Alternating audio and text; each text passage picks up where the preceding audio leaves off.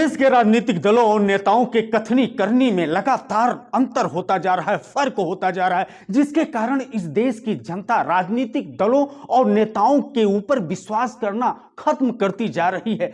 Bharatiya Janata party जो कहती है वह करके दिखाती है। धारा 370 का मामला हो या राम मंदिर का मामला हो, कोई भी चुनावी घोषणा पत्र हो, उसको धरातल पर ला करके दिखाती है। आज या देश के रक्षा मंत्री राजनाथ सिंह ने उत्तर प्रदेश के अंबेडकर नगर के आलापुर विधानसभा क्षेत्र के राजे सुल्तानपुर में एक चुनावी जनसभा को संबोधित करते हुए कहा। क्या कुछ कहते हैं, हम आपको लेकर के चलते हैं उस जनसभा की तरफ।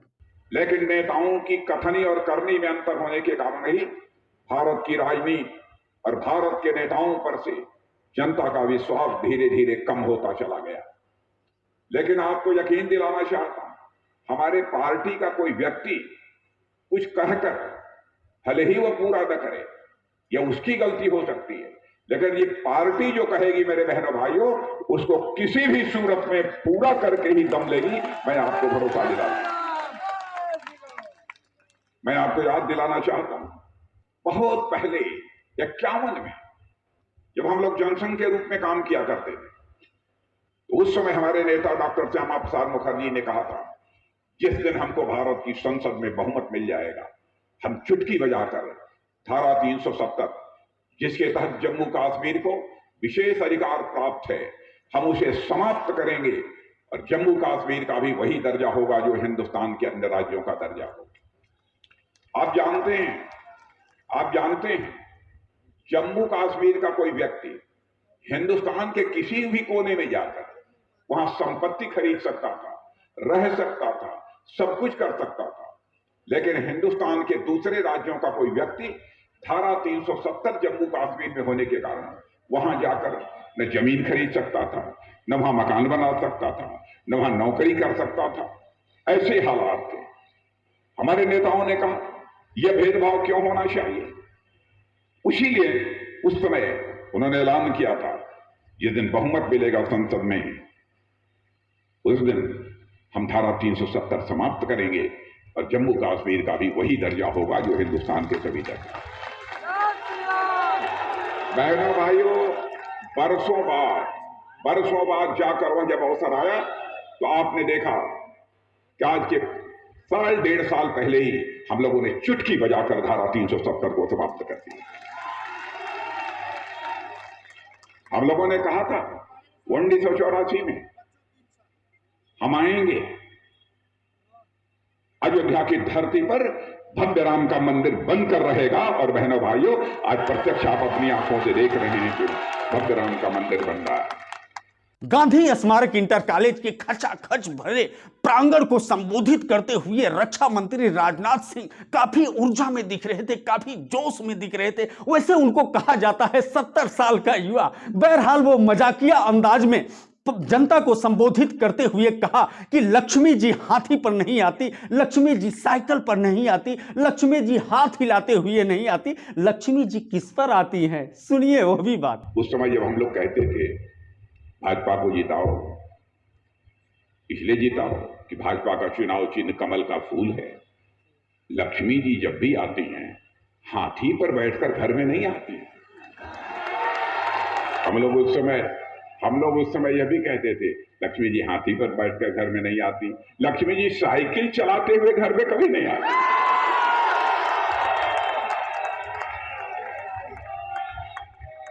और लक्ष्मी जी हाथ हिलाते हुए भी घर में कभी नहीं आते। लक्ष्मी जी जब भी आती हैं कमल के फूल पर बैठकर आती हैं। आज पता चला कि सरकार को मालूम है कि गरीबी रेखा के नीचे राशन लेने वाले राशन लेकर के बेचते हैं, क्योंकि देश के उच्च पद पर तैनात रक्षा मंत्री राजनाथ सिंह ने मजाकिया अंदाज में ही चुटकी लेते हुए ही कहा कि आप लोग राशन लेते हैं और बेच देते हैं ना। किस तरह से कहते हैं, देखिए वो भी चुटकी। लोग कहते थे कि भारतीय जनता पार्टी वाले वैसे ही इधर उधर की बातें करते, लेकिन मैं आपसे पूछना चाहता हूं, लक्ष्मी जी आपके घर में आ रही हैं कि नहीं आ रही? अरे भाई, पक्का मकान कुछ लोगों को मिल गया है कि नहीं? गैस का चूल्हा गरीबों के घर में पहुंच गया है कि नहीं?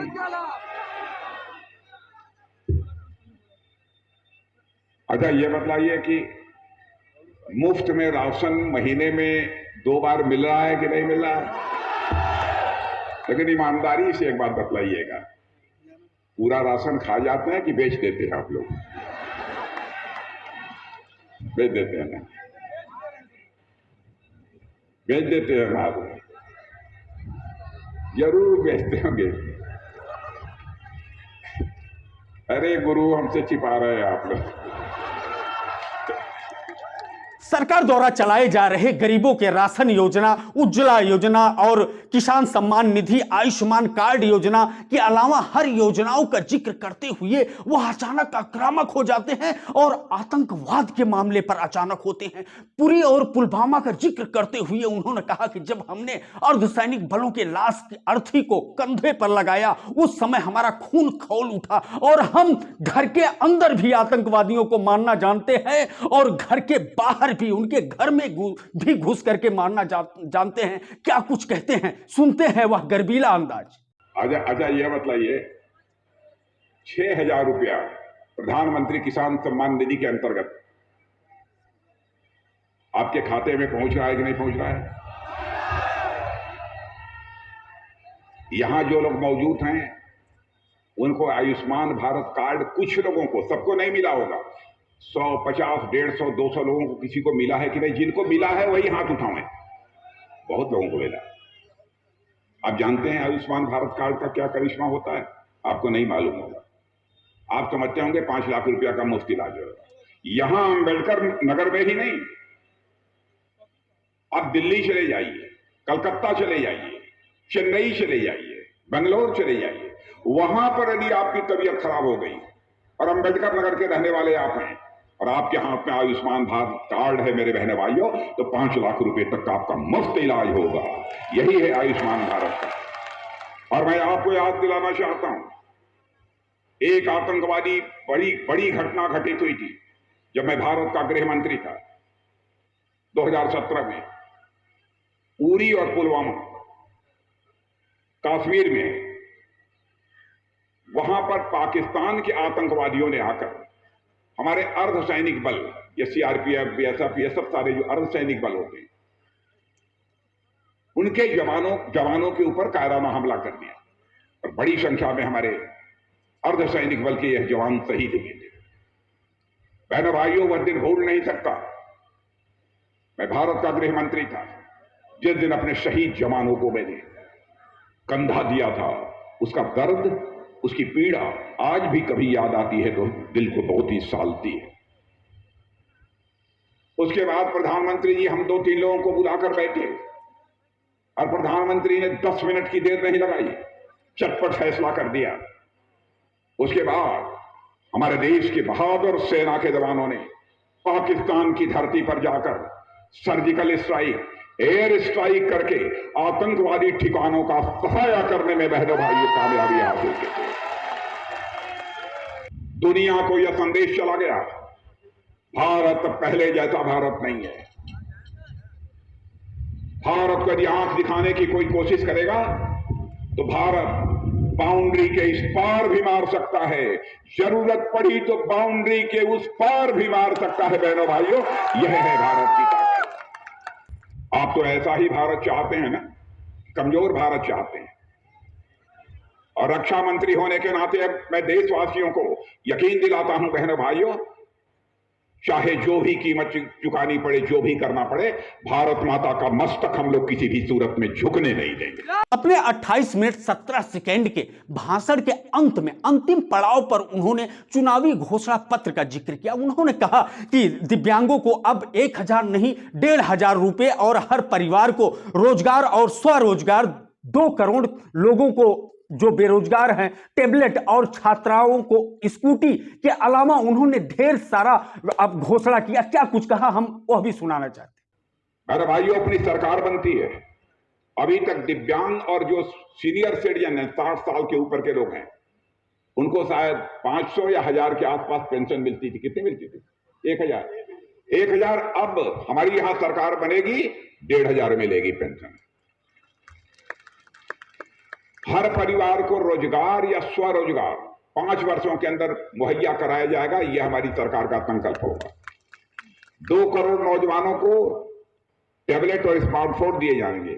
और मेरे किसान भाइयों सुन लो आप, सिंचाई के लिए मुफ्त बिजली मुहैया कराई जाएगी।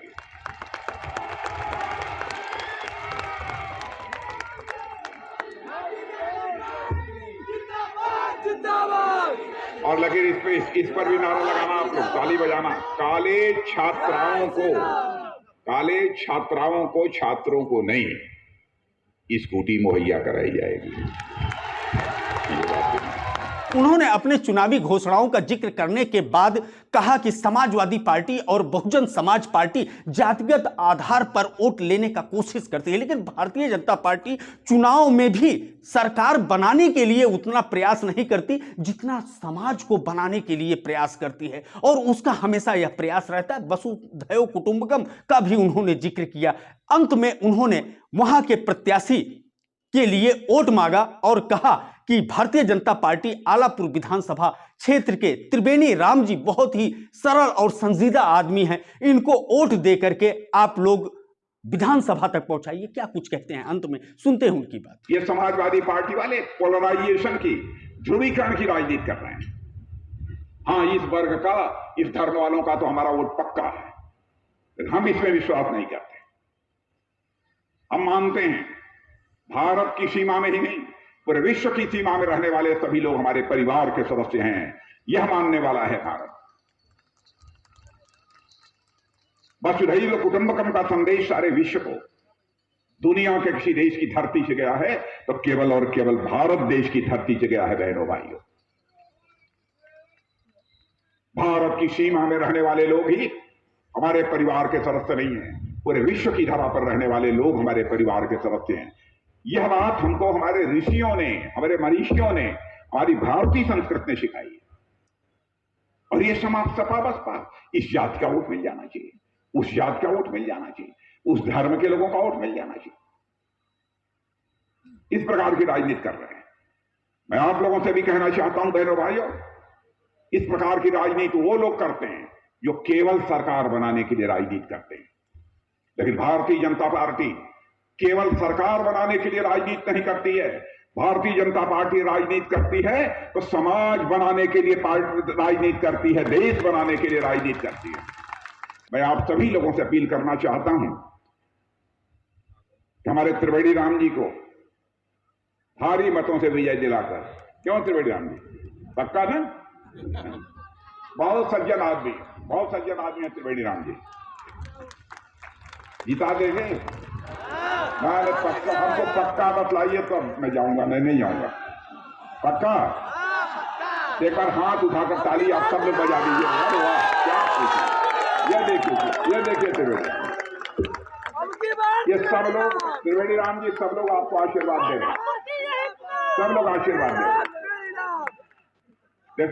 त्रिवेणी राम जी बहुत ही भाव विवल हो गए, आप लोगों ने ताली बजा दी, मैं देख रहा हूं त्रिवेणी राम जी की आंखों में आंसू आ गए। बहनों भाइयों, इससे ज्यादा कुछ न कहते हुए फिर कभी मिलेंगे। एक बार मैं पुनः आप सभी के प्रति आभार व्यक्त करते हुए और साथ ही पुनः एक बार आपका अभिनंदन करते हुए अपना निवेदन समाप्त करता हूं। बोलिए भारत माता की। भारत सरकार के रक्षा मंत्री वाक्पटुता में महारत हासिल किए हुए राजनाथ सिंह ने आज पूरबिया भाषा का सम्मिश्रण करते हुए अपने भाषण के दौरान जनता को आकर्षित करने में सफल दिखे। आज के इस महासभा में जो महासम्मेलन हो रहा था, महारैली हो रहा था, इसमें मौजूद रहे भारतीय जनता पार्टी के जिला अध्यक्ष डॉक्टर मिथिलेश त्रिपाठी और जिला पंचायत अध्यक्ष साधु वर्मा, विधायक आलापुर अनीता कमल और विधायक टांडा संजू देवी के अलावा रमाशंकर सिंह सहित भारतीय जनता पार्टी के कई कद्दावर नेता मंच पर मौजूद रहे। सब लोगों ने सुर में सुर मिलाते हुए मुख्य अतिथि रक्षा मंत्री राजनाथ सिंह के भाषण के बाद यह अपील किया कि त्रिवेणी राम को भारी से भारी मत दे करके विजयी बनाया जाए। एबीएन न्यूज प्लस के लिए मैं ज्ञानेंद्र पांडे, ज्ञानी, अंबेडकर नगर से।